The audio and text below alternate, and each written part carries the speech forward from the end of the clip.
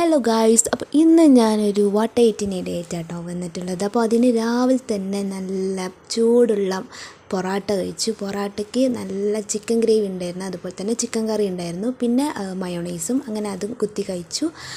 പിന്നെ ഒരു ഉച്ചക്കായപ്പോൾ നല്ല ചോറ്, സാദാ ചോറും പിന്നെ കുമ്പളങ്ങ കറിയും, പിന്നെ അതുപോലെ തന്നെ മാങ്ങ അച്ചാറും ഉണ്ടായിരുന്നു, പപ്പടം, വെണ്ടക്ക ഉപ്പേരി, അതുപോലെ തന്നെ ബീഫ് പൊരിച്ചതൊക്കെ ഉണ്ടായിരുന്നു.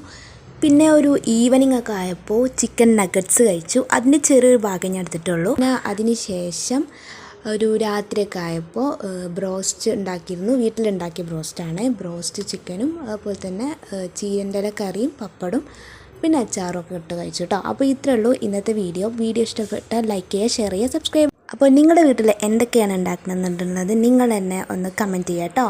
അപ്പോൾ ഇത്രയേ ഉള്ളൂ. ബൈ.